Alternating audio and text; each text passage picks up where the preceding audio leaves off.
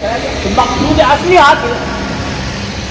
اب جب یہ بن گئی تو بسا اوقات ہوتا کیا ہے، جو خرابی کہاں سے پیدا ہوتی ہے وہ یہاں سے پیدا ہوتی ہے کہ تنظیم کو مقصد بنا لیا جاتا ہے.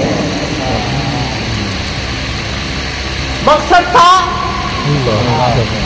اللہ کام، اللہ کا دین، اللہ کی رضا، اخلاص کے ساتھ مقصد وہ تھا. بعد میں تنظیم مقصد بن گئی. جو میری تنظیم میں ہے وہ میرا ہے، جو میری تنظیم سے باہر ہے وہ میرا نہیں ہے. یہ فتنہ پیدا ہوا اور افسوس سے کہنا پڑتا ہے کہ اس فتنے نے مسلمان کو لڑا دیا. قتل و غارت گری تک نوبت آ گئی، مار پیٹ تک نوبت آ گئی. بنگلہ دیش میں جو واقعہ پیش آیا، خون کیا سے انصاف ہوتا ہے. وہ جماعت حضرت مولانا محمد الیاس صاحب رحمۃ اللہ علیہ اگر آج حیات ہوتے تو خون کے آنسو ہوتے اس واقعے کے اوپر جو پیش آیا.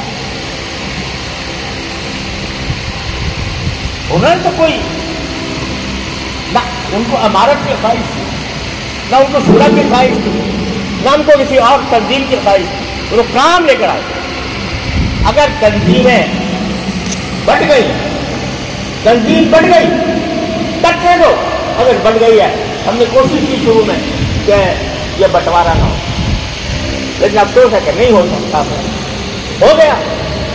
تو اب بتاؤ تنظیم مقصود ہے یا کام مقصود ہے؟ ایک بات کہو مجھ سے، بتاؤ. اللہ اکبر، نعرہ تکبیر، نعرہ تکبیر. کام مقصود ہے یا کسی خاص جماعت کے ساتھ منسلک ہونا مقصود ہے؟ کام مقصود ہے. اگر کام مقصود ہے تو خدا کے لیے تفصیل بٹاؤ. بے شک.